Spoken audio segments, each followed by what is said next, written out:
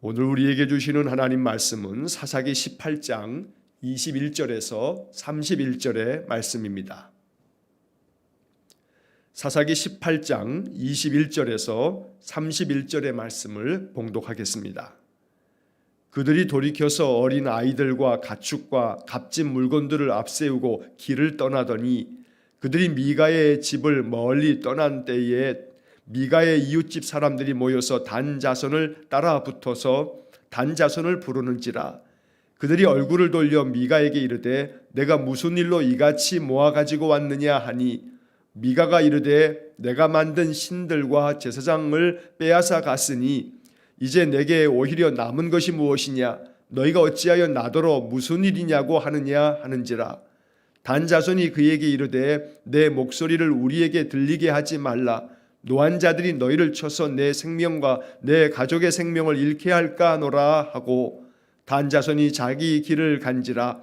미가가 단 자손이 자기보다 강한 것을 보고 돌이켜 집으로 돌아갔더라.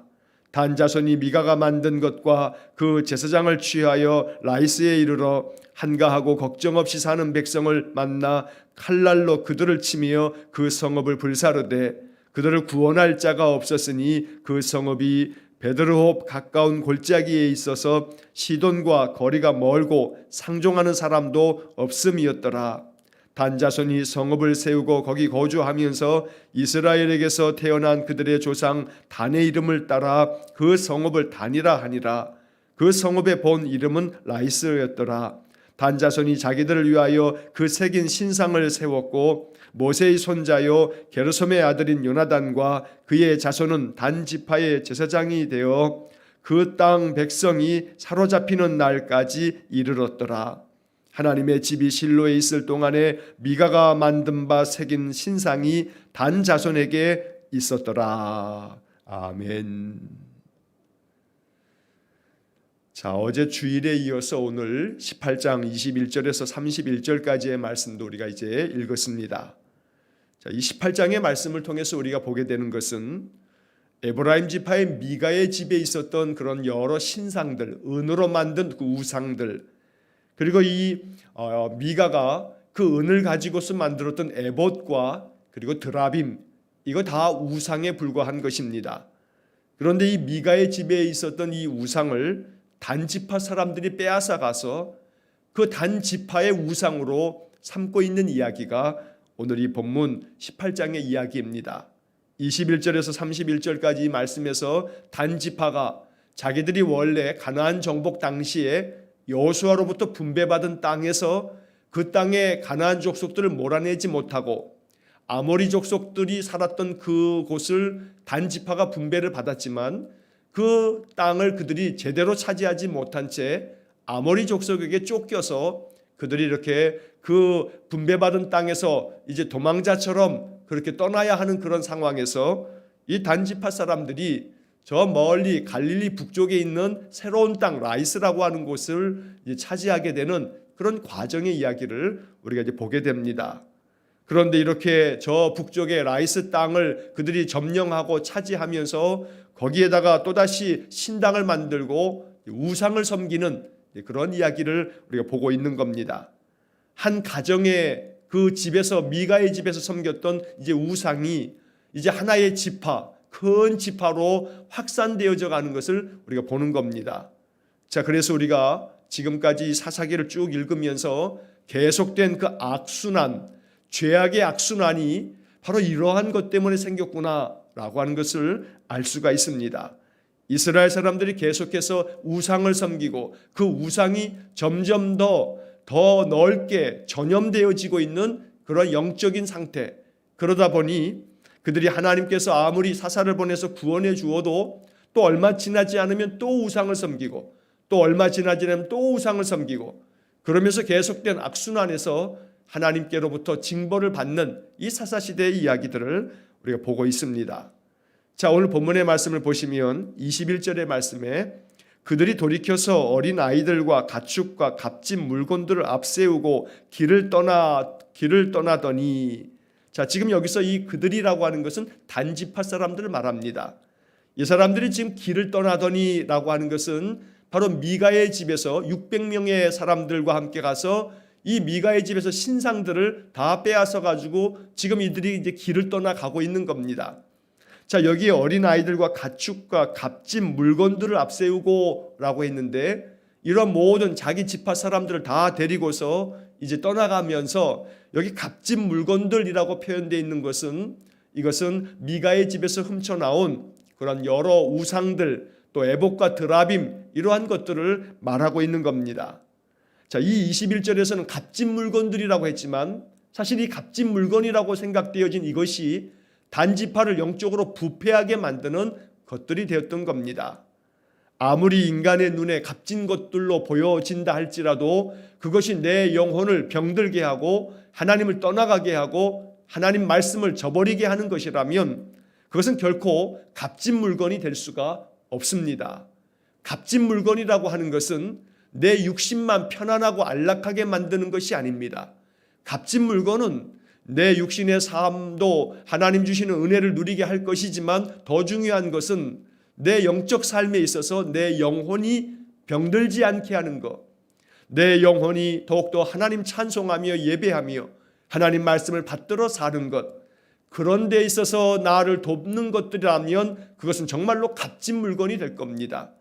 그러나 단지파가 미가의 집에서 훔쳐나오고 있는 이 값진 물건이라고 그들은 생각했지만 이 우상들은 그들을 병들게 만드는, 그들을 영적으로 부패하게 만드는 것들이었다. 그런 점에서 무엇이 정말 값진 물건인가? 무엇이 정말 우리에게 필요한 물건이며 무엇이 정말 우리를 살리는 물건인가? 그래서 이 말씀이 우리의 마음에 깊은 묵상이 되어야겠습니다.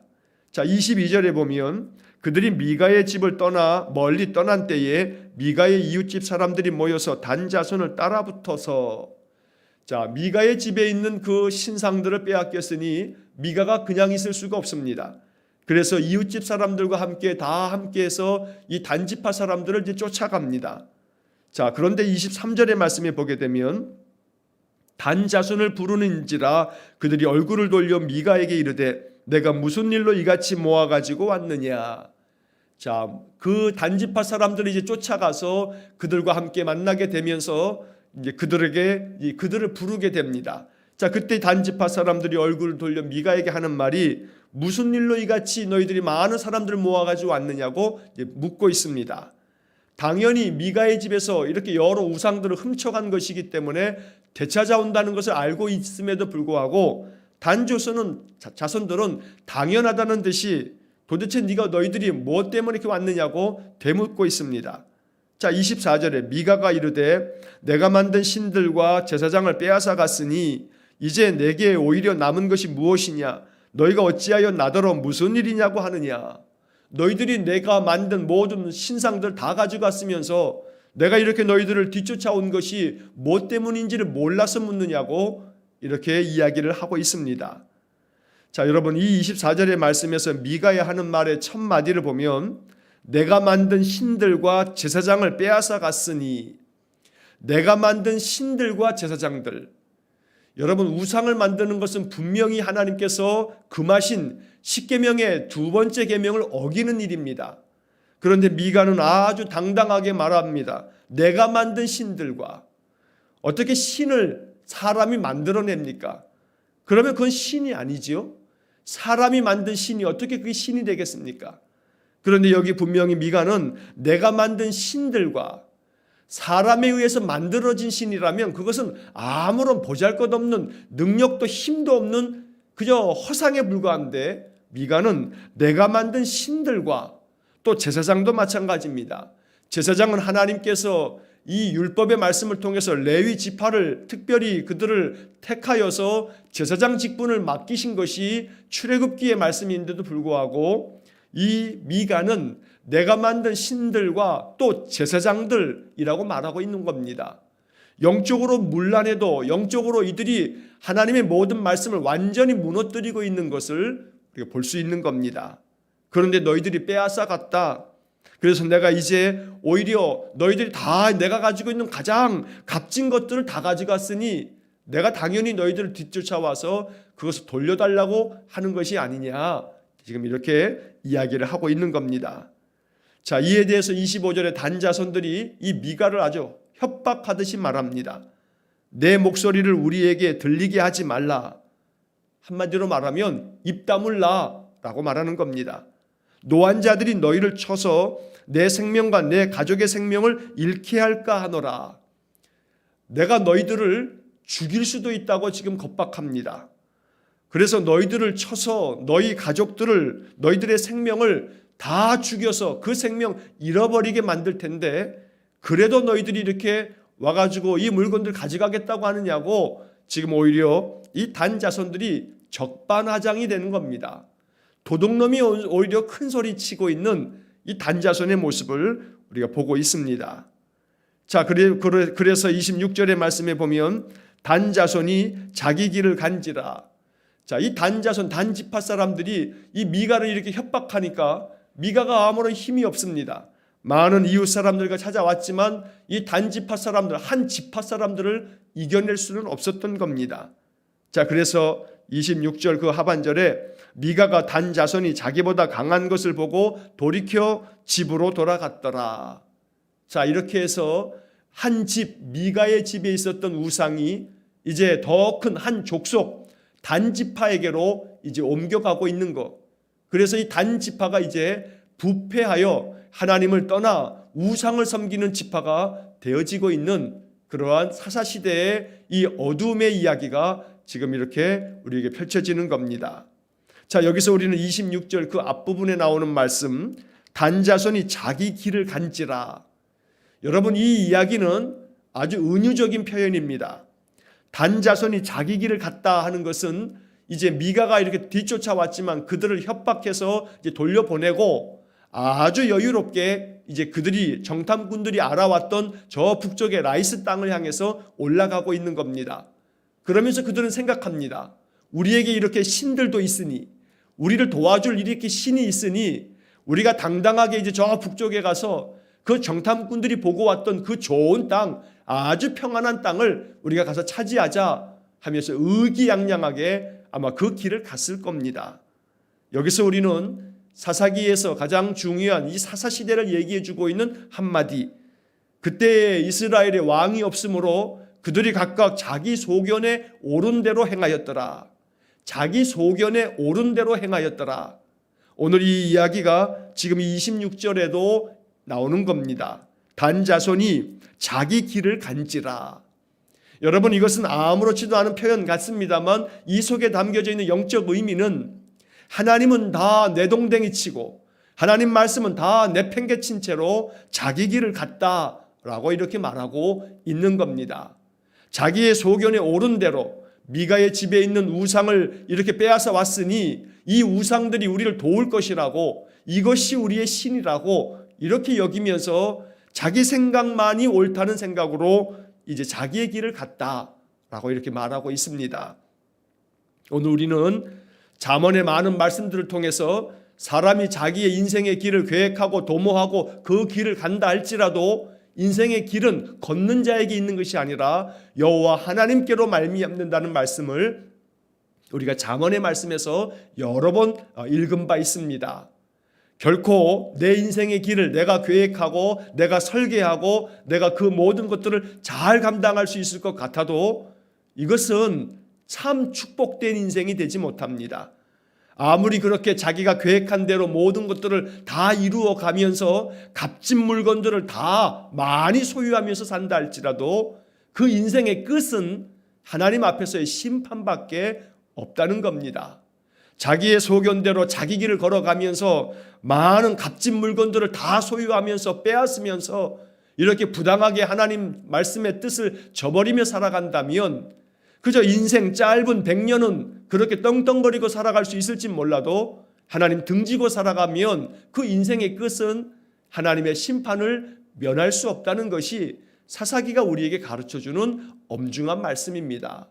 그래서 우리는 이 사사기를 읽으면서 언제나 더욱더 마음 중심을 다하여 하나님 앞에 기도하고 우리의 삶이, 우리의 자녀손들의 인생의 삶이 자기 길을 걸어가는 것이 아니라 하나님이 동행하시는 길을 걸어가고 하나님께 내 인생길을 의탁하고 맡기면서 걸어가고 그래서 자기 소견에 옳은 대로 사는 게 아니라 하나님이 나에게 뭐라 말씀하시나?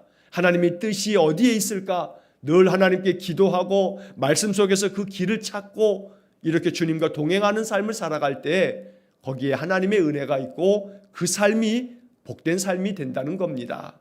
그래서 오늘 이 사사기 18장의 말씀이 우리에게 영적 교훈이 되고 무엇을 기도해야 할까 이것을 깨닫는 그런 시간이 되기를 간절히 축원합니다.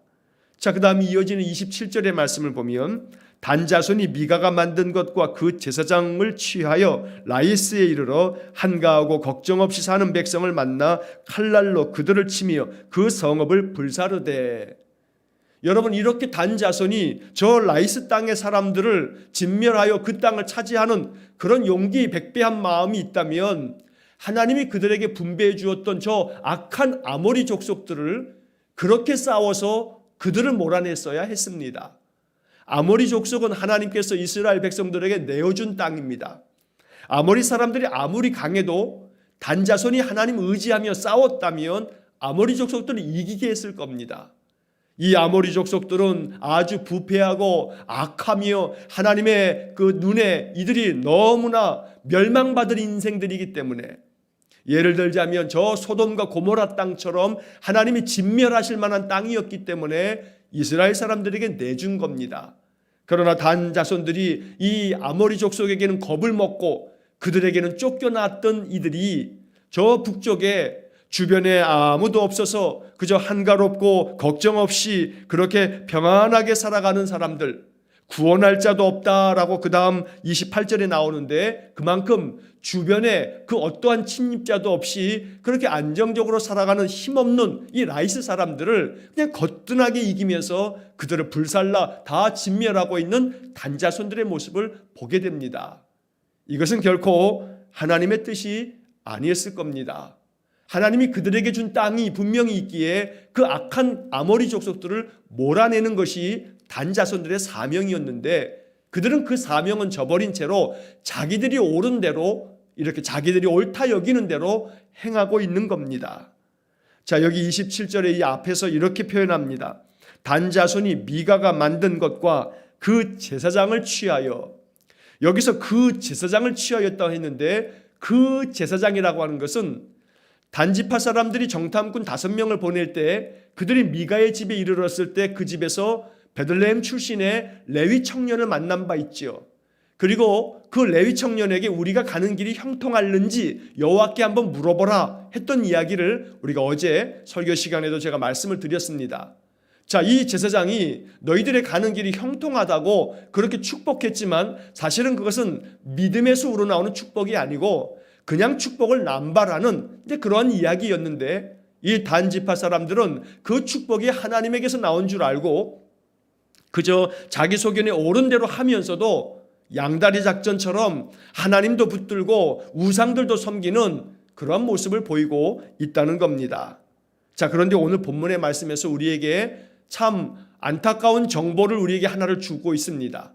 그 제사장을 취하여서 이 미가의 집에서 고용되었던 그 베들레헴 출신의 레위 청년을 그들이 이제 빼앗아 가서 매수해서 이 단지파의 제사장으로 삼아서 그 제사장들과 함께 이제 올라가는 건데, 자, 그 제사장이 누구냐 하면 그 다음 이어지는 30절의 말씀을 먼저 보시면 30절에 이렇게 나옵니다. 단 자손이 자기들을 위하여 그 새긴 신상을 세웠고 모세의 손자요 게르솜의 아들인 요나단과 그의 자손은 단지파의 제사장이 되어. 여러분, 이 단지파의 그 정탐꾼 5명이 처음 미가의 집에 가서 만났던 그 레위 청년이 누구였냐 하면 지금 이 본문 30절의 말씀에 와서 그 사람이 바로 모세의 손자였던 또 모세의 게르솜의 아들이었던 요나단이었다라고 이렇게 말해주고 있습니다. 자, 출애굽기 18장 3절과 4절의 말씀을 보면 모세에게 있는 두 아들의 이름이 나옵니다. 자, 모세의 장남이 게르솜이고 둘째 아들이 엘리에셀입니다.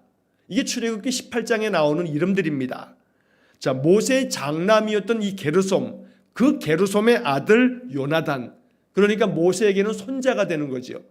이 모세에게 손자가 되는 요나단이 미가의 집에 한 제사장이 되어서 있다가 또 단지파 사람들이 네가 한 집의 제사장이 되는 것보다 한 지파의 제사장이 되는 게 낫지 않냐 하는 말에 우상들을 빼앗아 가는데도 불구하고 거기에 같이 동참하고 있는 그런 모습을 보게 되는 겁니다.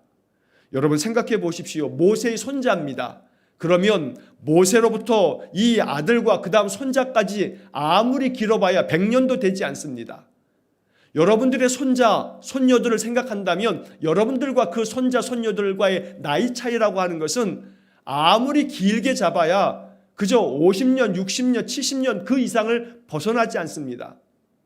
그러니까 이 얘기는 뭐냐면 모세의 손자 이 요나단이 단지파 사람들과 이렇게 우상들을 만들어 가지고서 저 북쪽 땅으로 지금 올라가 있는 것을 볼 때 이 이야기는 사사시대의 전반부에 있었던 이야기구나 라는 것을 알게 됩니다.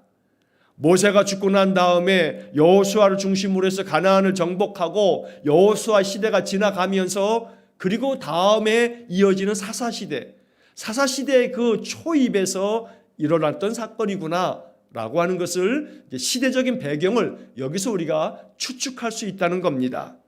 자, 안타까운 것은 모세의 손자입니다.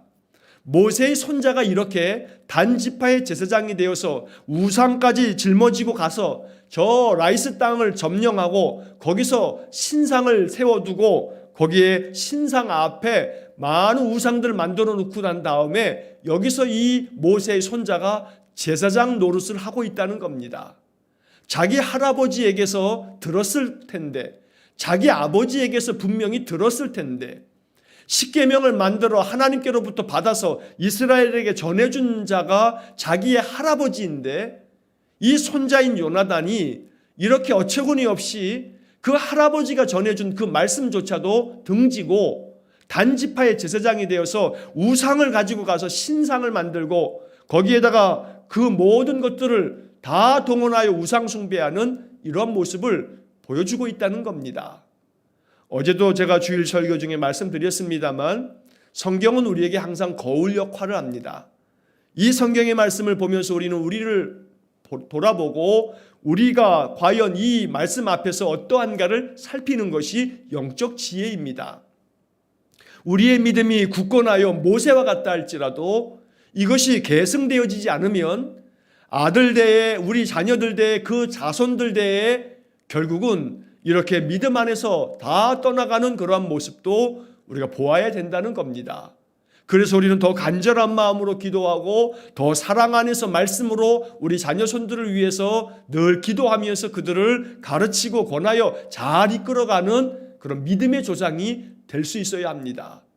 여러분, 아브라함이 믿음의 조상이라 하면 아브라함으로부터 시작해서 이삭과 야곱과 그 다음에 요셉과 그 이후의 자손들에게 여호와 신앙이 계속해서 이어져 가는, 물론 중간에 저 출애굽에 내려가서 요셉을 알지 못하는 애굽의 왕이 등장할 때까지 이 애굽 땅에 살면서 그들은 그 조상, 믿음의 조상의 그 이어져 내려온 신앙을 온전히 계승하지 못한 것도 있었습니다만, 그러나 중요한 것은 그리고 나서 이스라엘 사람들이 이 요셉을 알지 못하는 바로의 왕 때문에 고통을 겪을 때에 다시금 하나님을 찾았다는 출애굽기의 말씀을 보면 믿음의 신앙이 그래도 한 줄기 빛이라도 이어져 내려갔다는 것을 우리가 알게 되는 겁니다. 그래서 우리는 이 모세의 손자인 요나단이 미가의 집에서 제사장 노릇하며 우상을 섬기더니 이제는 단지파의 제사장이 되어 또 우상을 섬기는 일에 앞장서는 것을 보면서 우리의 마음속에 간절한 기도는 나의 자녀 손들이 하나님 앞에서 믿음을 잘 이어갈 수 있는 믿음의 가문이 되게 해주십시오. 믿음의 가정이 되게 해주십시오. 이것이 우리의 간절한 기도가 되어야 합니다. 그것을 통해서 하나님의 은혜가 우리 자녀 손들에게 성경의 말씀처럼 천대에 이르도록 하나님이 지켜주시고 붙드시는 이 땅에서뿐만 아니라 저 하나님 나라에서도 하나님이 예비하신 장막을 허락받아서 하나님 거룩한 백성으로 영생의 은혜를 누리는 그런 삶을 살게 될 것입니다. 그래서 오늘 이 아침 모세의 손자요 게르솜의 아들인 요나단이 단지파 사람들과 함께 그 새긴 신상들을 세우고 제사장 노릇하며 살아가는 이 모습을 보면서 이것이 우리에게 반면교사가 되어서 이것이 우리의 간절한 기도가 될 수 있기를 간절히 축원합니다. 우리의 힘으로 되지 않는 영역일 수 있습니다.